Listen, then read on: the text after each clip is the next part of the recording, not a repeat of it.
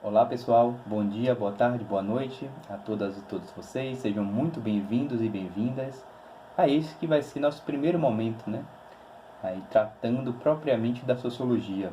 Logo após esse ano de 2020, que foi um ano tão complicado, né, para todos e todas nós, em decorrência da pandemia, né? Um ano que exigiu muito da gente, né? Exigiu isolamento, exigiu cuidado, principalmente com os nossos mais velhos e as nossas mais velhas.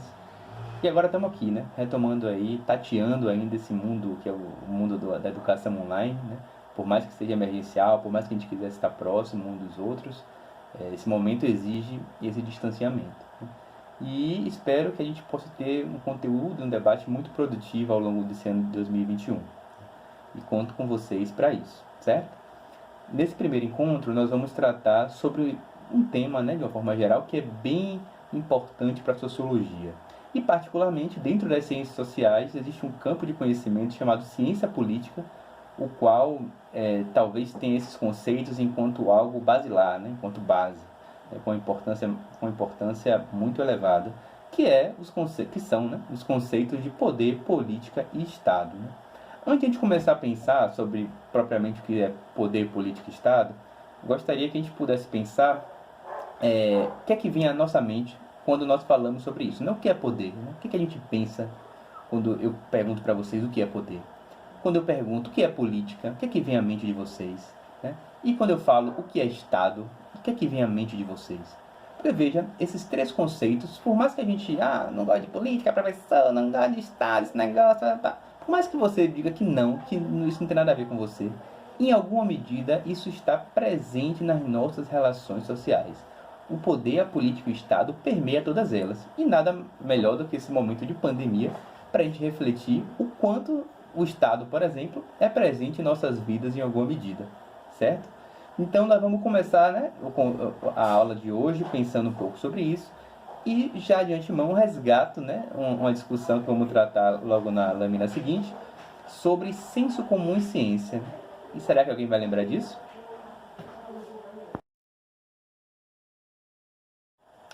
Antes que alguém fale, professor, não lembra de nada. Duas questões importantes. Primeira questão, nós temos o chat, certo? O chat, como nós dizemos, né? Aqui do Google Meet, que na medida que eu for falando, for tratando de questões, vocês podem colocar no chat, que ao final, né, desse vídeo, a gente vai, pelo menos eu, né? Eu vou retomar essas questões e vou tentar trabalhar com vocês, certo? E a segunda questão é que, de fato, nós ainda estamos nesse mundo que é muito novo, né, para todos e todas nós, e nós vamos ir tateando, né, esse momento, esse espaço, e obviamente tenho ciência que vocês não vão recordar de tudo que nós tratamos no ano passado, nem há 2 anos atrás. Então, muita paciência com nós, né, professores, e com vocês também, obviamente, certo? Então, pensar, pessoal, o senso comum e a ciência é pensar duas formas de conhecimento que são relativamente distintas, ou seja, diferentes uma das outras. O primeiro elemento importante para a gente pensar sobre o senso comum é que o senso comum é um modelo de conhecimento que nasce prioritariamente da prática. Ou seja, o que isso significa? Significa que é da prática que esses indivíduos eles adquirem esses conhecimentos, que podem ser reais ou não, verdadeiros ou não. Por exemplo, os ditados populares carregam muito do que é o senso comum. Dá um exemplo aqui para a gente pensar, por exemplo, manga com leite, né? É muito comum a gente ouvir falar de que manga com leite faz mal e até mata, né? Tem muita gente que diz isso. Inclusive, se vocês forem na lanchonete, olhem o cardápio quando tiverem sucos com leite, né? Nunca tem manga com leite, né? Porque essa discussão ela permeia a história do Brasil, né? E hoje sabe-se, por exemplo, que a discussão de manga com leite era para evitar, por exemplo, que os escravizados, né, os negros escravizados à época do Brasil colônia, roubassem o leite dos seus senhores, né? Afinal, existia uma fartura de mangueiras, né, no Brasil colônia daquele período, né? Mas o que eu quero dizer com isso? Que não necessariamente há uma necessidade de testagem desse conhecimento, se é real ou não. Basta que, na prática, alguém talvez tenha passado mal depois de comer bastante, para que isso vire uma verdade inquestionável. Agora, existe um outro elemento também importante no senso comum, que é por ele não precisar ser um conhecimento à prova, né, a teste, faz com que, muitas das vezes, ele carregue em si elementos verdadeiros, né? Como, por exemplo, os pais e as mães de vocês, né, os avós, enfim, que cozinham, sabe, por exemplo, que o sal tem que ser colocado na água após começar a fervura. E por que isso? Porque o NaCl, né, que é o sal, de cozinha, ele modifica as propriedades da água e, consequentemente, a água demora mais tempo de alcançar o ponto de ebulição. Só que seu pai, sua mãe, sua avó, assim como minha avó, que, né, em alguma medida me dava toques sobre cozinha, ela dizia que não podia botar o sal antes, ela não tinha conhecimento da química, por exemplo, para refletir sobre isso. Mas a partir da prática, né, da prática cotidiana da vida dela, enquanto uma mulher que cozinhava, ela tinha a dimensão de que efetivamente o sal em alguma medida atrapalhava, fazia prolongar esse cozimento, né? E aí, qual é o papel da ciência nisso? A ciência ele pega esse conhecimento, né, que está muitas vezes presente no senso comum e põe a teste, põe a verdade, articula com teorias e a partir disso chega-se a determinadas verdades científicas, ok? Entretanto, essas verdades científicas não significam que elas são verdades eternas e imutáveis, certo? Quando a gente pensa em verdade científica, né, ou em conhecimento científico, né, melhor definição, a gente precisa localizar ele no seu tempo histórico, né? E isso por diversos exemplos, né, nós podemos tratar aqui dentro das ciências humanas. Por exemplo, né, quando a gente pensa o conceito de povo, né, quando a gente fala povo, né, hoje, quando se fala povo, todo mundo fala o problema é do povo, que o povo isso, que o povo aquilo. Ah, professor, o povo que não sabe votar, por exemplo, né? É um ditado que está muito presente hoje, no ano de 2021, né? Mas desde que eu nasci também ele já existia. Mas em 1930, onde eu não tinha nascido, nem meu pai, só minha avó, né? Tinha nascido lá em 1930, existia um ditado, né, de que o povo não sabia votar. Mas observem, em 1930, quem era que votava no Brasil?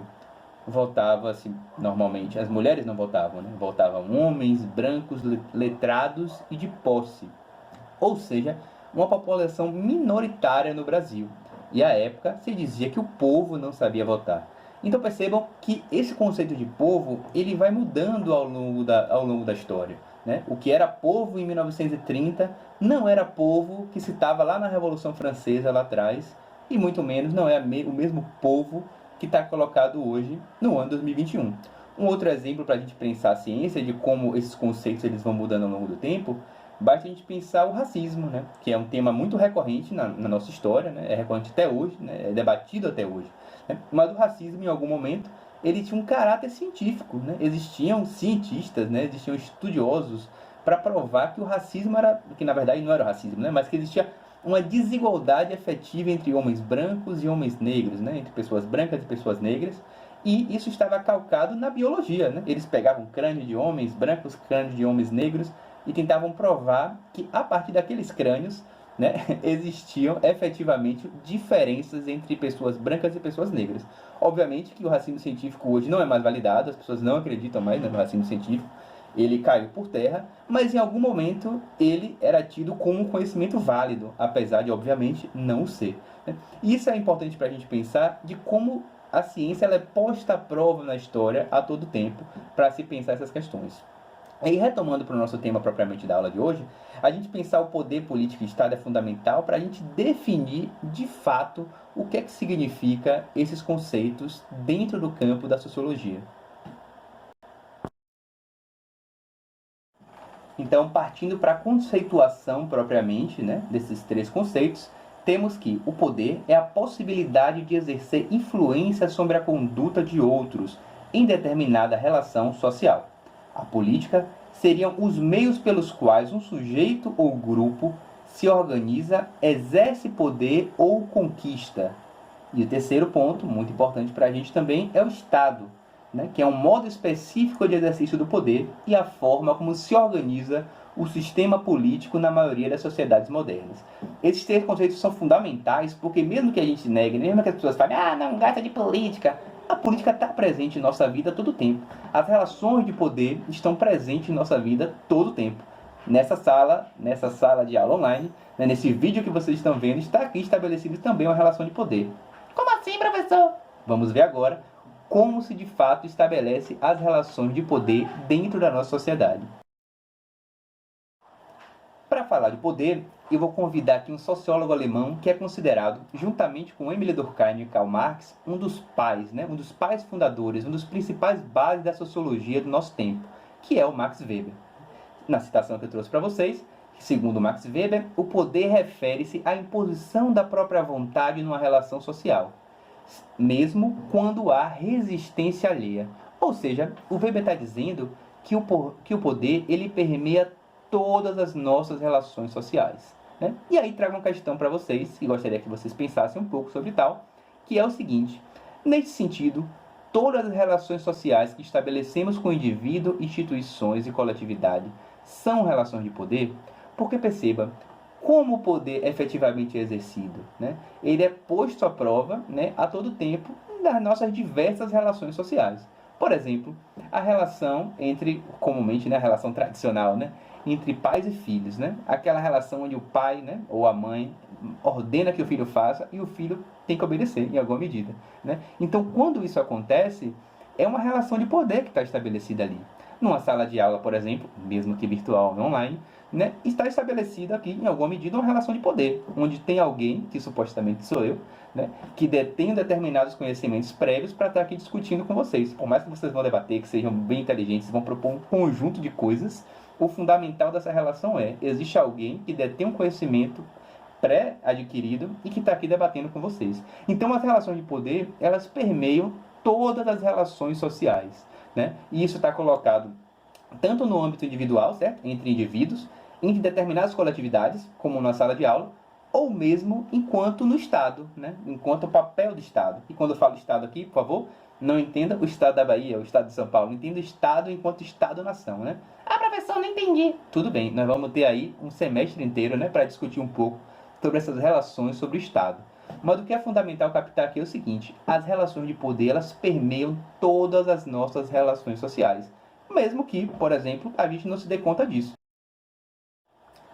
E aí Weber, né, e outros sociólogos vão além disso, né? Eles vão pensar, ok, existem essas relações de poder entre indivíduos, né, como a gente falou anteriormente, mas existem formas pelas quais o poder se exerce efetivamente. E aí existem algumas formas que o poder se exerce, né, efetivamente, mas trarei três para vocês, certo?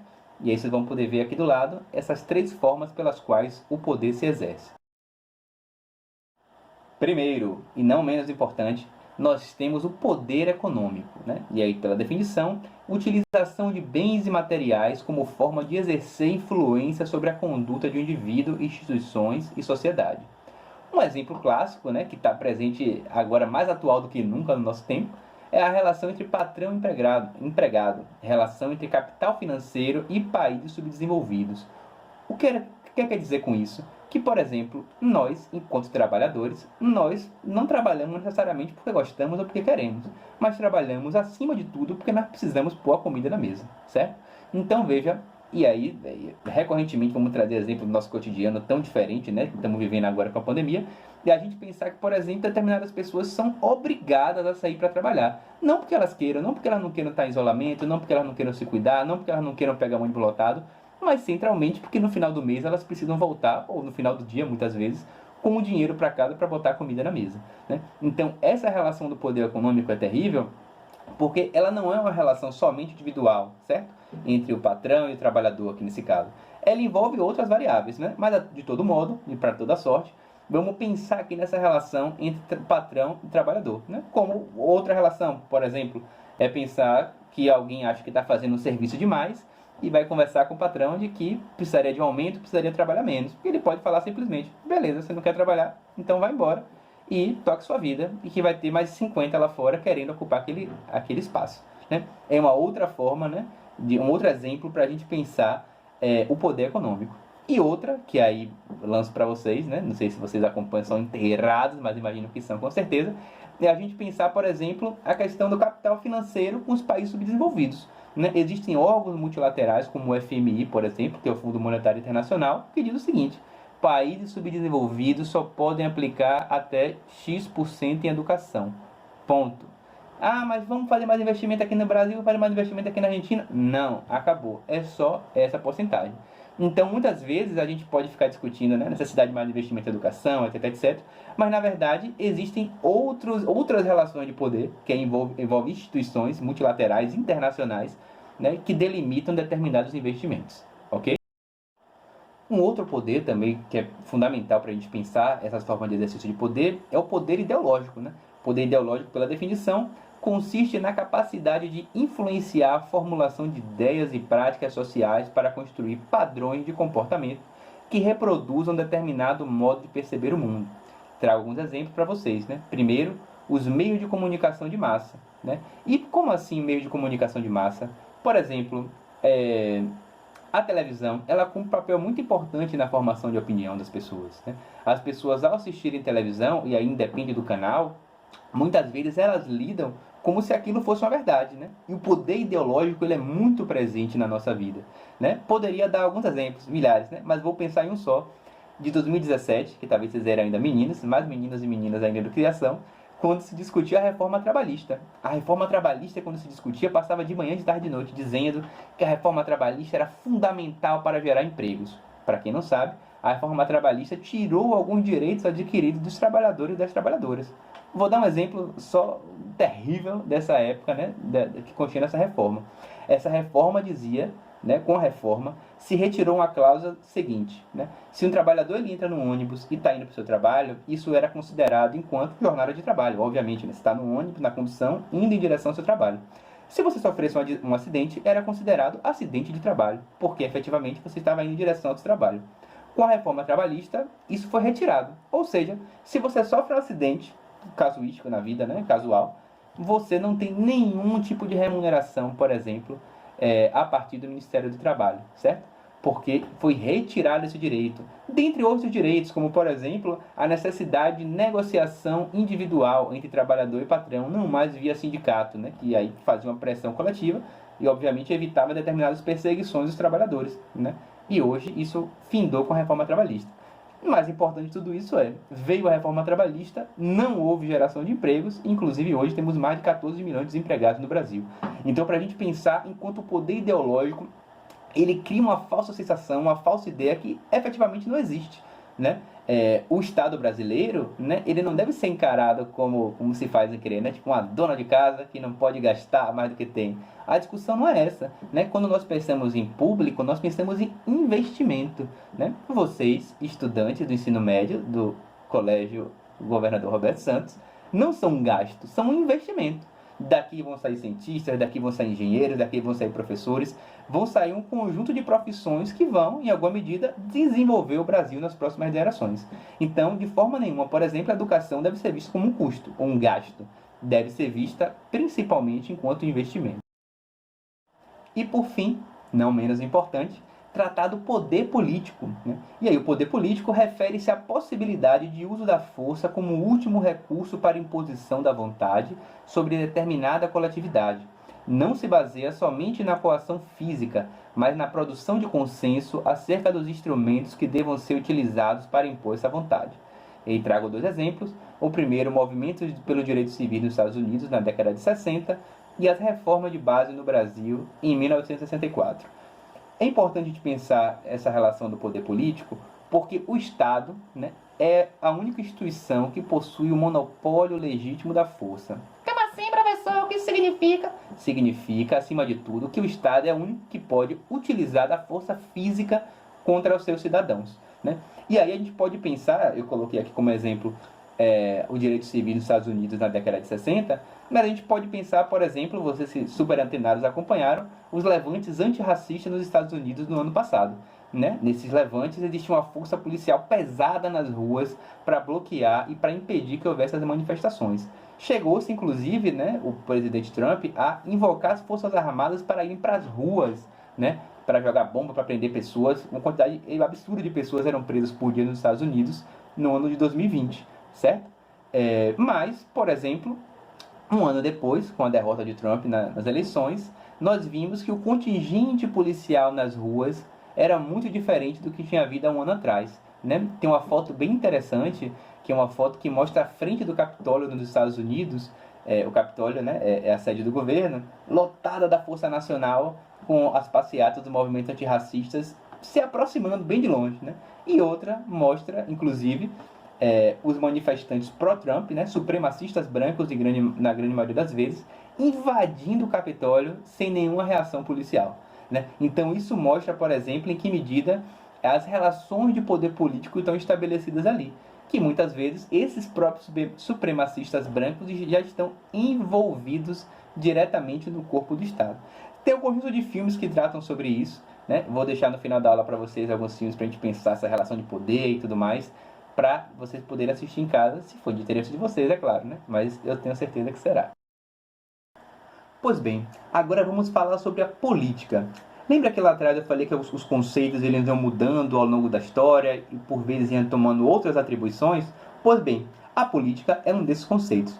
Como nós podemos ver aqui, na Grécia Antiga a palavra política referia-se às questões relativas à vida da cidade, ou seja, a polis, né, como se chamava a cidade, a polis grega. Né? Então perceba que tudo que envolvia a polis, tudo que envolvia a cidade, tudo que envolvia aqueles cidadãos livres de Atenas, né, na Grécia, tinha uma relação direta com a palavra política.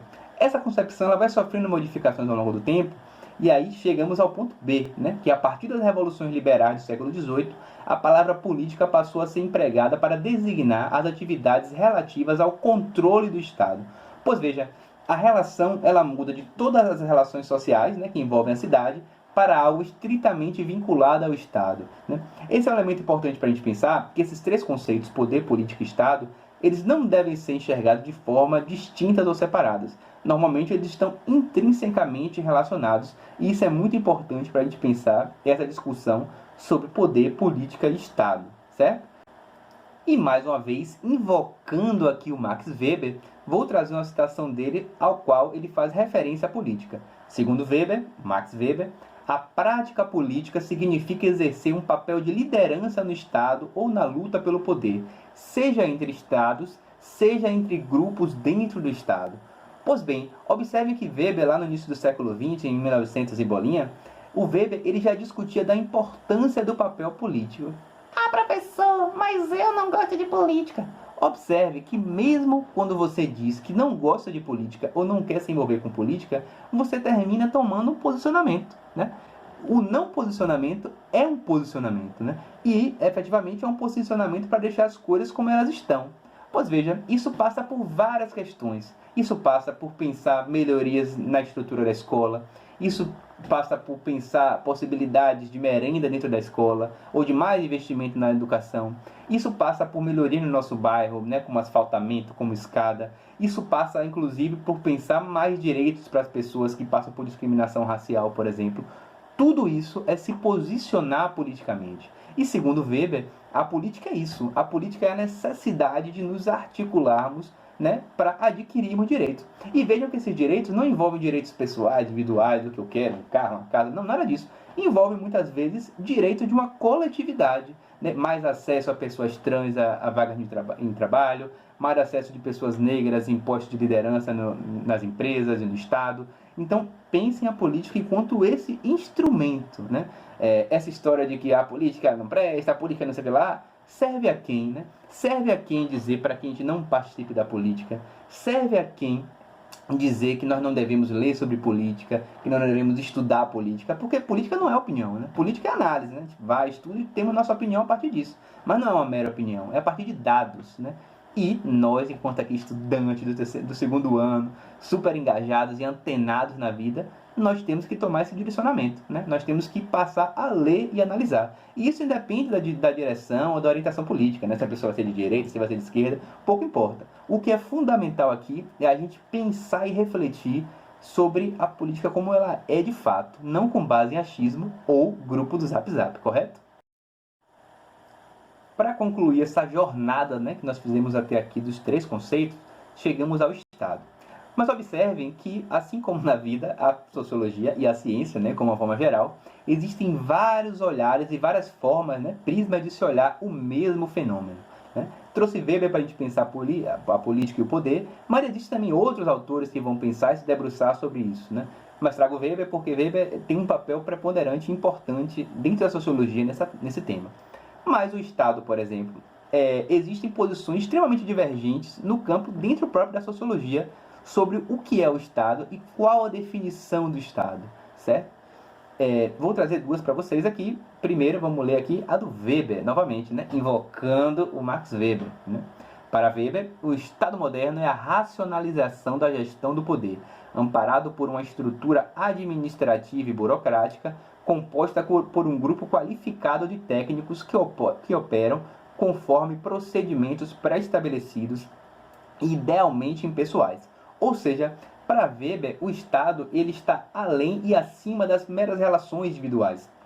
O Estado representa um corpo racional, ou seja, o Estado age com base na racionalidade dos seus cidadãos. Essa, em alguma medida, é a ideia de Weber sobre Estado, que a partir disso se forma um corpo burocrático, ou seja, funcionários especializados em determinadas áreas e que são fundamentais para se pensar o Estado moderno.